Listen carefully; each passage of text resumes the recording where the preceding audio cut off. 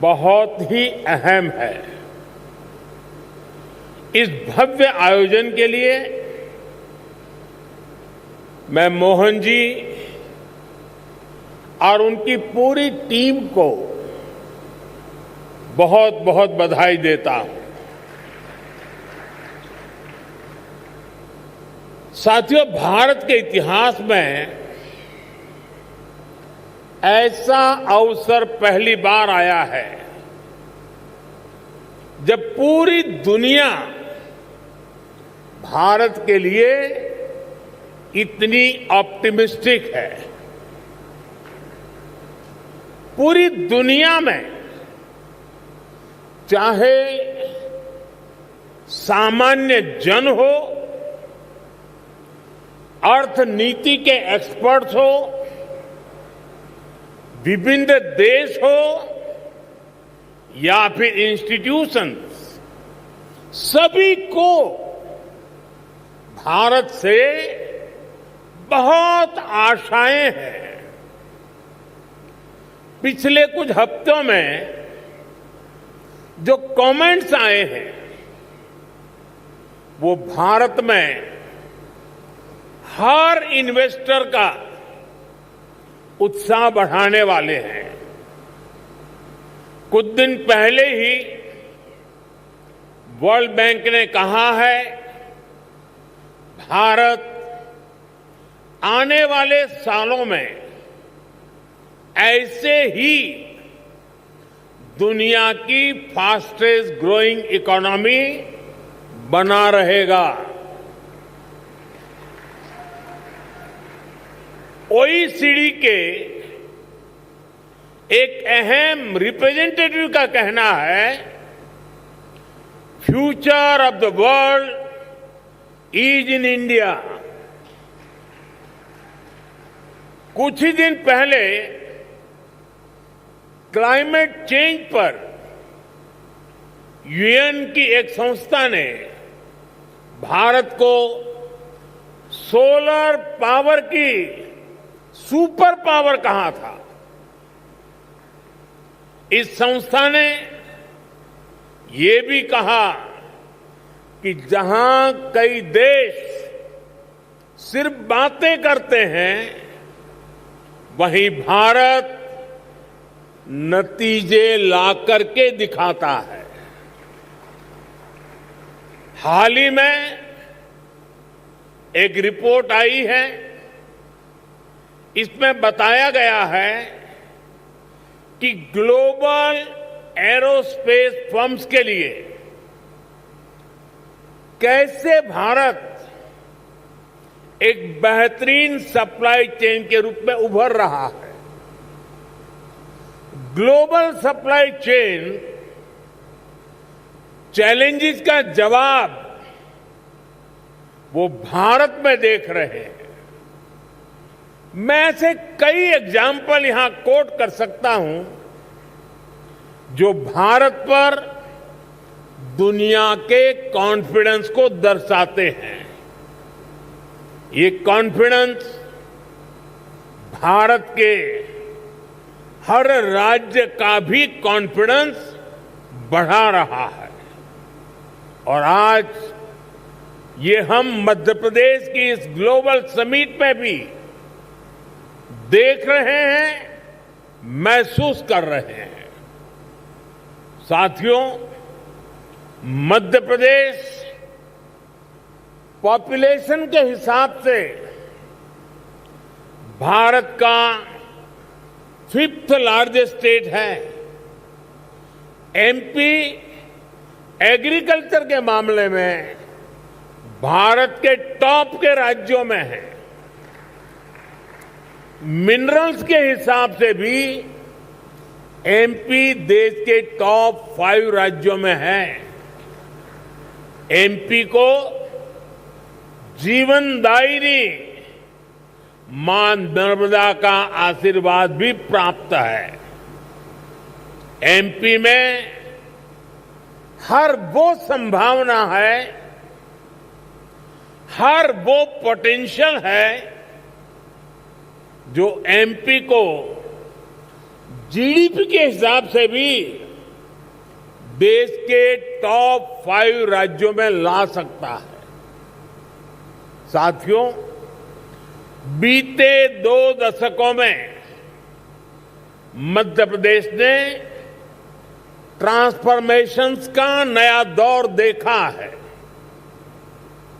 एक समय था जब यहां बिजली, पानी की बहुत सारी दिक्कतें थी।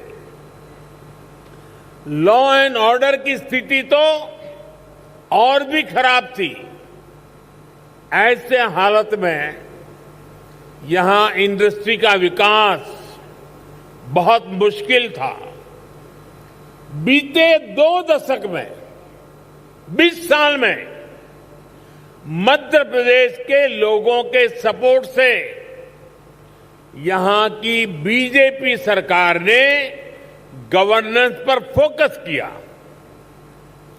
2 दशक पहले तक लोग एमपी में निवेश करने से डरते थे।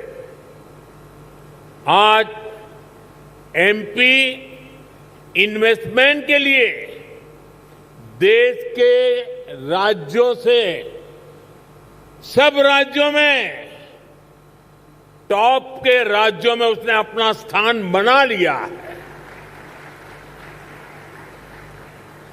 जिस एमपी में कभी खराब सड़कों के कारण बसें तक प्रॉपर नहीं चल पाती थी, वो आज भारत की ईवी रिवॉल्यूशन के लीडिंग स्टेट्स में से एक है। जनवरी 2025 तक करीब 2 लाख इलेक्ट्रिक व्हीकल एमपी में रजिस्टर हुए हैं। ये करीब 90% ग्रोथ है। ये दिखाता है कि एमपी आज मैन्युफैक्चरिंग के नए सेक्टर्स के लिए भी एक शानदार डेस्टिनेशन बनता जा रहा है। और मैं मोहन जी को बधाई देता हूं, उनकी टीम को बधाई देता हूं कि उन्होंने इस वर्ष को उद्योग और रोजगार वर्ष के रूप में मनाना तय किया है। साथियों, बीते दशक में भारत ने इंफ्रास्ट्रक्चर के बूम का दौर देखा है। मैं कह सकता हूं इसका बहुत बड़ा फायदा एमपी को मिला है। दिल्ली मुंबई एक्सप्रेसवे जो देश के 2 बड़े शहरों को जोड़ रहा है, उसका बड़ा हिस्सा एमपी से ही होकर गुजरता है।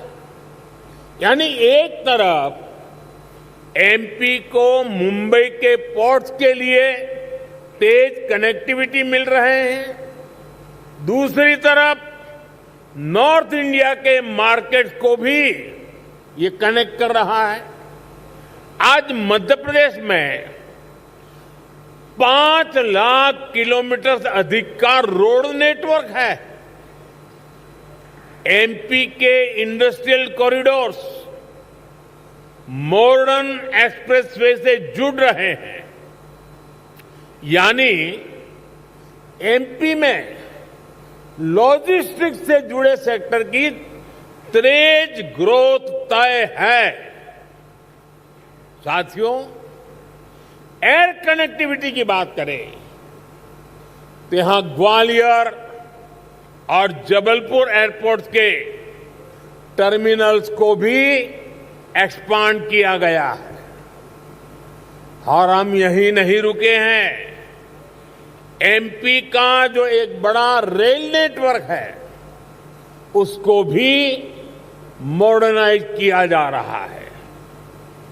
एमपी में रेल नेटवर्क का 100% इलेक्ट्रिफिकेशन किया जा चुका है। भोपाल के रानी कमलापति रेलवे स्टेशन की तस्वीरें आज भी सबका मन मोह लेती हैं। इसी तर्ज पर एमपी के 80 रेलवे स्टेशनों को अमृत भारत स्टेशन स्कीम के तहत मॉडर्न बनाया जा रहा है। साथियों, बीता दशक भारत के लिए एनर्जी सेक्टर की अनप्रेसिडेंटेड ग्रोथ का रहा है। खास तौर पर ग्रीन एनर्जी को लेकर भारत ने वो कर दिखाया है जिसकी कल्पना तक मुश्किल थी। बीते 10 वर्षों में करीब $70 बिलियन यानी 5 ट्रिलियन रुपये से अधिक रिन्यूएबल एनर्जी सेक्टर में ही इन्वेस्ट हुआ है। इससे पिछले साल ही क्लीन एनर्जी स्पेस में 10 लाख से अधिक जॉब बनी है। एनर्जी सेक्टर के इस बूम का भी एमपी को बहुत लाभ मिला है। आज एमपी पावर सरप्लस है। यहां करीब 31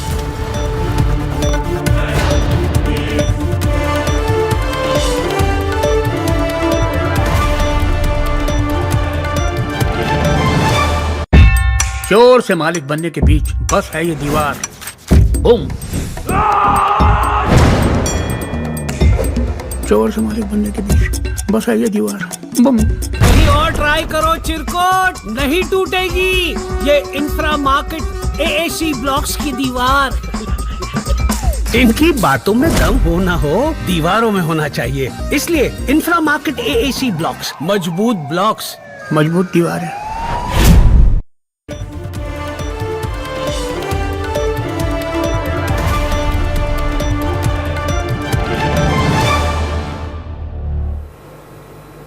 मध्य प्रदेश का जो इंफ्रास्ट्रक्चर है, इसको एमपी सरकार आधुनिक पॉलिसीज और स्पेशल इंडस्ट्रियल इंफ्रास्ट्रक्चर से सपोर्ट कर रही है। एमपी में 300 से ज्यादा इंडस्ट्रियल जोन्स हैं। पीथमपुर, रतलाम और देवास में हजारों एकड़ के इन्वेस्टमेंट जोन्स भी डेवलप किए जा रहे हैं। यानी आप सभी इन्वेस्टर्स के लिए यहां बेहतर रिटर्न की अपार संभावनाएं हैं। साथियों, हम सभी जानते हैं कि औद्योगिक विकास के लिए वाटर सिक्योरिटी होना कितना जरूरी है। इसके लिए एक तरफ वाटर कंजर्वेशन पर बल दे रहे हैं, दूसरी तरफ हम रिवर इंटरलिंकिंग का मेगा मिशन लेकर भी आगे बढ़ रहे हैं। मध्य प्रदेश की खेती, यहां की इंडस्ट्री इसकी बहुत बड़ी बेनिफिशियरी है। हाल में ही 45,000 करोड़ रुपए के Ken Betwa river interlinking project पर काम शुरू हुआ है। इससे करीब 10 लाख हेक्टेयर एग्रीकल्चर लैंड की प्रोडक्टिविटी बढ़ेगी। इससे एमपी में वाटर मैनेजमेंट को भी नई ताकत मिलेगी। ऐसी सुविधाओं से फूड प्रोसेसिंग, एग्रो इंडस्ट्री और टेक्सटाइल सेक्टर में बहुत बड़ा पोटेंशियल अनलॉक होगा। साथियों, एमपी में डबल इंजन सरकार बनने के बाद विकास की गति भी जैसे डबल हो गई है।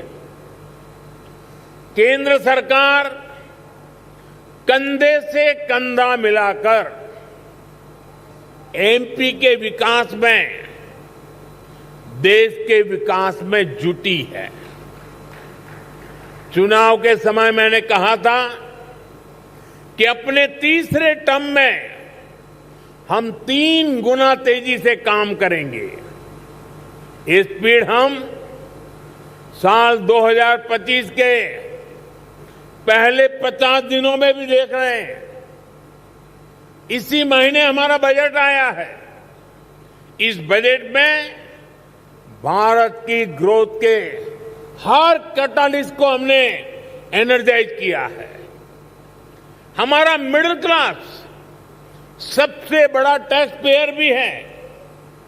ये सर्विस और मैन्युफैक्चरिंग के लिए डिमांड भी क्रिएट करता है। इस बजट में मिडिल क्लास को एम्पावर करने के लिए अनेक कदम उठाए गए हैं। हमने 12 लाख रुपए तक की इनकम को टैक्स फ्री किया है।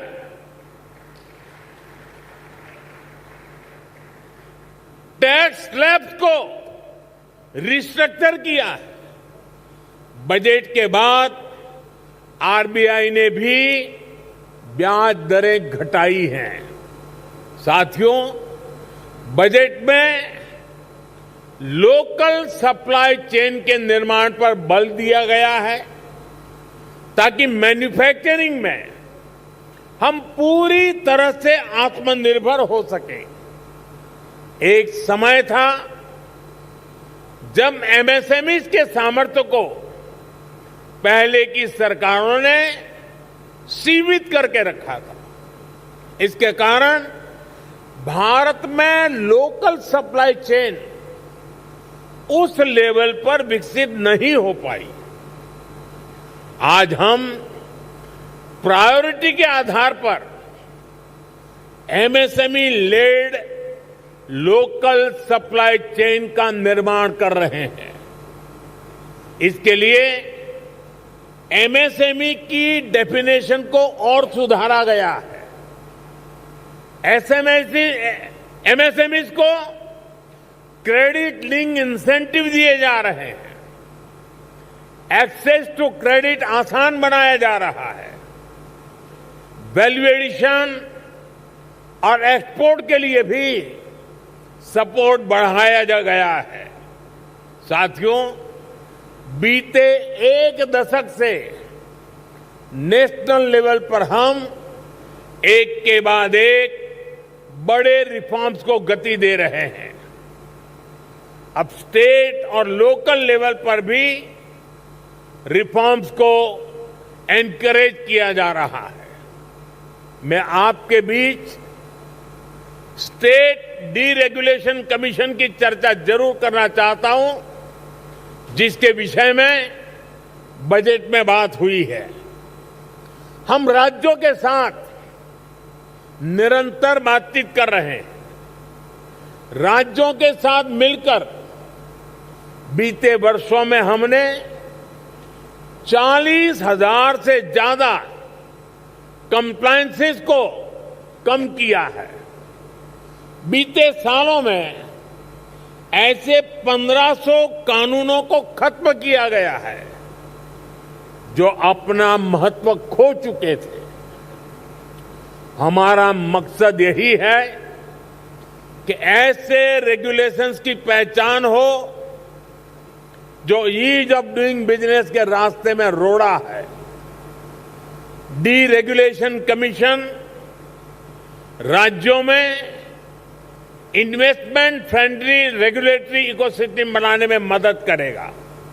साथियों, बजट में ही हमने बेसिक कस्टम ड्यूटी स्ट्रक्चर को भी सिंप्लीफाई किया है। इंडस्ट्री के लिए जरूरी कई इनपुट्स पर रेट्स कम किए हैं। कस्टम केसेस की असेसमेंट के लिए भी एक टाइम लिमिट तय की जा रही है। इसके अलावा नए सेक्टर्स को प्राइवेट एंटरप्रेन्योरशिप के लिए, इन्वेस्टमेंट के लिए खोलने का दौर भी जारी है। इस वर्ष हमने nuclear energy, bio manufacturing, critical minerals की प्रोसेसिंग, लिथियम बैटरी की मैन्युफैक्चरिंग, ऐसे अनेक नए एवेन्यूज इन्वेस्टमेंट के लिए ओपन किए गए हैं। ये सरकार के इंटेंट और कमिटमेंट को दिखाता है। साथियों, भारत के विकसित भविष्य में 3 सेक्टर्स की बहुत बड़ी भूमिका रहने वाली है। ये तीनों सेक्टर्स करोड़ों नई जॉब क्रिएट करने वाले हैं।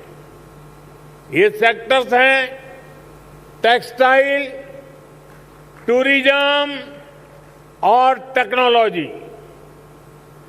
आप टेक्सटाइल के सेक्टर को ही देखें तो भारत कॉटन, सिल्क, पॉलिएस्टर और विस्कोस का दूसरा सबसे बड़ा प्रोड्यूसर है। भारत का टेक्सटाइल सेक्टर करोड़ों लोगों को रोजगार देता है। भारत के पास टेक्सटाइल से जुड़ी एक पूरी ट्रेडिशन भी है, स्किल भी है और एंटरप्रेन्योरशिप भी है। और मध्य प्रदेश तो एक प्रकार से भारत की कॉटन कैपिटल है।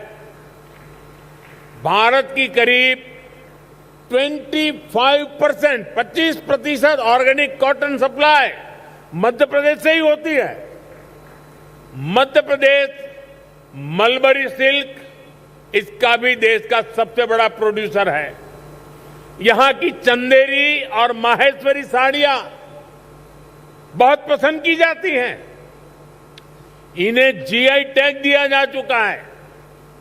इस सेक्टर में आपका इन्वेस्टमेंट यहां के टेक्सटाइल को ग्लोबली अपनी छाप छोड़ने में बहुत मदद करेगा।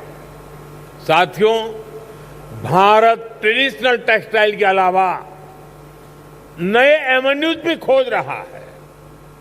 एग्रो टेक्सटाइल, मेडिकल टेक्सटाइल और जियो टेक्सटाइल, ऐसे टेक्निकल टेक्सटाइल को हम बढ़ावा दे रहे हैं।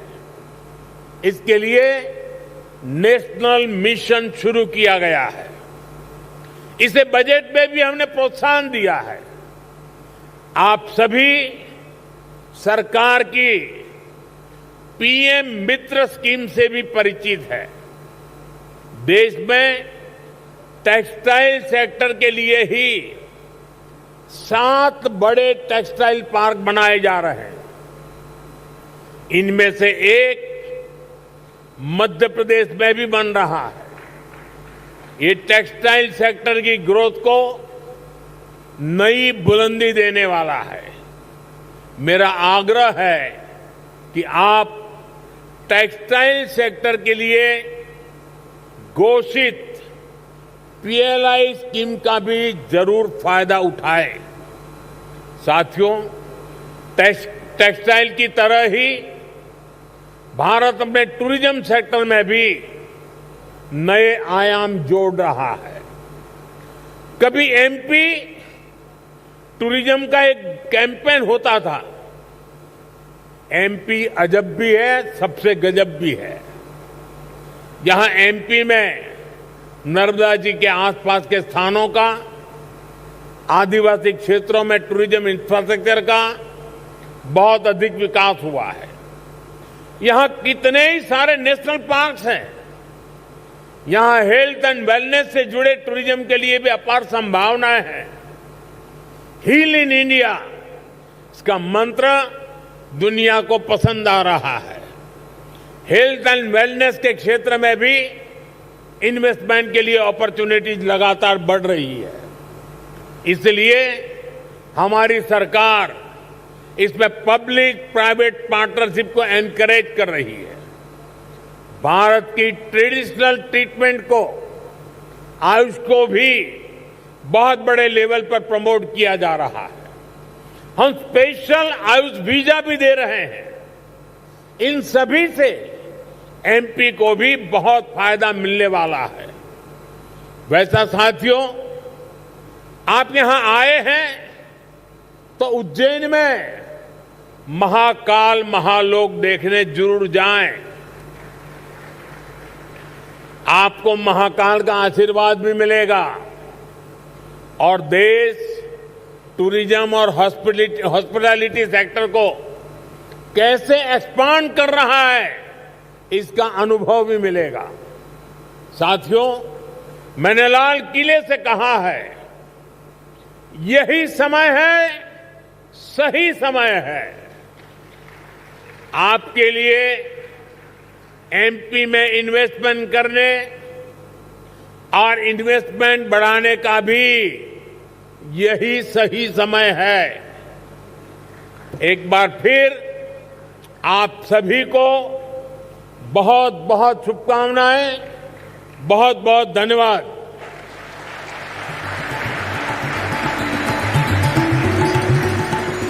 बहुत बहुत धन्यवाद माननीय प्रधानमंत्री जी, आपके प्रेरणादायक संदेश के लिए, हमारे निवेशकों के लिए, हमारे विकास को दिशा देने के लिए। तो देखिए, प्रधानमंत्री नरेंद्र मोदी को आप सुन रहे थे, जिन्होंने ग्लोबल इन्वेस्टर्स समिट का उद्घाटन कर दिया है। और इस दौरान आपको बता दें कि उज्जवल भविष्य की जो तस्वीरें सामने निकल कर आई है, इस दौरान पीएम मोदी की तरफ से कहा गया कि एमपी में लॉजिस्टिक्स से जुड़े सेक्टर का ग्रोथ होना तय है। एमपी के रेल नेटवर्क को मॉडर्नाइज किया जा रहा है। अपने संबोधन में इन तमाम बातों का जिक्र प्रधानमंत्री नरेंद्र मोदी रखते हुए नजर आए। बल्कि एक ग्लोबल पार्टनर भी बन चुका है जो समावेशी विकास, सहयोग और सतत प्रगति के एमपी में लॉजिस्टिक्स से जुड़े सेक्टर का ग्रोथ होना तय है।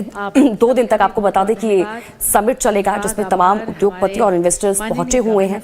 इससे मध्य प्रदेश के जो विकास है उसे और भी ज्यादा रफ्तार मिलेगी। इन तमाम चीजों को लेकर इस समिट में बातचीत होगी। कई सत्र इसमें रहने वाले हैं। तो 2 दिन तक ये समिट चलेगा, जिसका उद्घाटन आज प्रधानमंत्री नरेंद्र मोदी ने कर दिया है। और अपने संबोधन में प्रधानमंत्री नरेंद्र मोदी की तरफ से कई चीजों का जिक्र किया गया। तो ये तस्वीरें आपके टीवी स्क्रीन पर ग्लोबल इन्वेस्टर समिट से हम आप तक पहुंचा रहे हैं, जहां पर प्रधानमंत्री नरेंद्र मोदी ने कहा कि एमपी में लॉजिस्टिक्स से जुड़े सेक्टर का ग्रोथ होना तय है। तो वहीं दूसरी तरफ उन्होंने ये भी कहा कि एमपी के रेल नेटवर्क को मॉडर्नाइज किया जा रहा है। तो प्रधानमंत्री नरेंद्र मोदी की तरफ से इस दौरान कहा गया कि मध्य प्रदेश पॉपुलेशन के हिसाब से भारत का 5वां बड़ा राज्य है। एग्रीकल्चर के मामले में भारत के टॉप के राज्य में है। मिनरल के हिसाब से भी टॉप 5 राज्य में है। तो वहीं एमपी को जीवनदायी मां नर्मदा का आशीर्वाद भी प्राप्त है। तो एमपी में हर वो संभावना है जो इसे जीत के टॉप 5 राज्यों में ला सकती है। बीते 2 दशकों में एमपी ने ट्रांसफॉर्मेशन का नया दौर देखा है। तो इन तमाम चीजों को अपने संबोधन में इनके बारे में बात करते हुए, इन चीजों को रखते हुए प्रधानमंत्री नरेंद्र मोदी नजर आए। ऐसा अवसर पहली बार आया है जब पूरी दुनिया भारत के लिए इतनी ऑप्टिमिस्टिक है। कुछ दिन पहले ही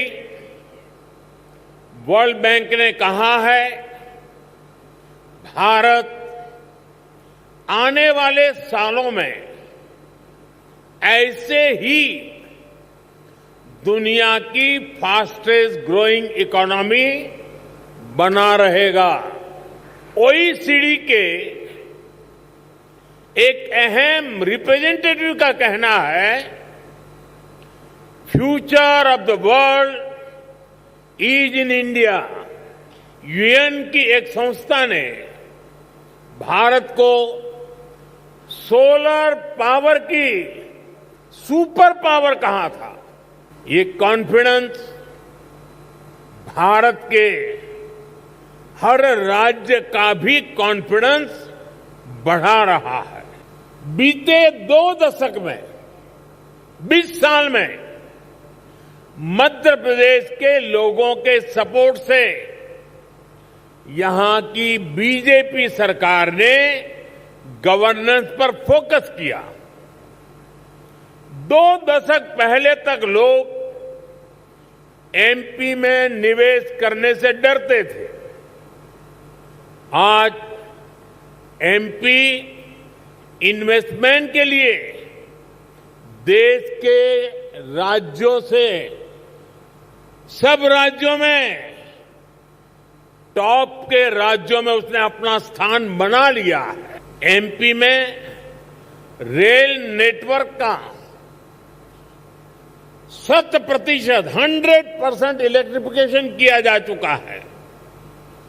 भोपाल के रानी कमलापति रेलवे स्टेशन की तस्वीरें आज भी सबका मन मोह लेती हैं। इसी तर्ज पर एमपी के 80 रेलवे स्टेशनों को अमृत भारत स्टेशन स्कीम के तहत मॉडर्न बनाया जा रहा है। वहीं समिट को संबोधित करते हुए सीएम मोहन यादव ने कहा कि आने वाले 5 वर्षों में प्रदेश की अर्थव्यवस्था को दोगुना करने का लक्ष्य रखा गया है। इसके लिए निवेशकों को आकर्षित करने के लिए एक व्यापक रोड मैप तैयार किया गया है। सीएम ने कहा कि सरकार प्रदेश में निवेश बढ़ाने के लिए निरंतर प्रयास कर रही है। निवेशकों को अनुकूल वातावरण प्रदान करने के लिए 6 नए औद्योगिक क्षेत्रों का विकास किया जाएगा और 20 नए औद्योगिक पार्कों की आधारशिला रखी जाएगी। हमने आगामी 5 वर्ष में राज्य की अर्थव्यवस्था को दोगुना करने का लक्ष्य निश्चित किया है, जिसको आपके आशीर्वाद से लगातार हम गतिशील हैं। 1 वर्ष पूर्व निवेश और औद्योगिक विकास की इस यात्रा को रीजनल इंडस्ट्री कॉन्क्लेव के माध्यम से बाबा महाकाल की नगरी उज्जैन से प्रारंभ किया।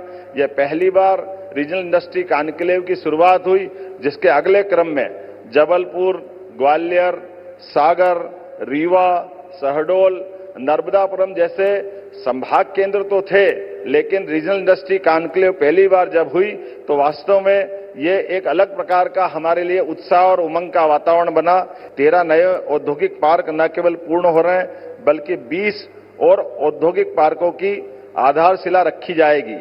मैं आने वाले समय में हमारे semiconductor park, Naveen IT park इत्यादि के माध्यम से हमारे यहाँ पर न केवल आकर्षक रोजगार बल्कि निवेश की भी बड़ी संभावनाओं के आधार पर आपके आशीर्वाद के साथ सरकार के कदम से कदम मिला के भारत सरकार के साथ चलने के लिए मध्य प्रदेश सरकार तत्पर है।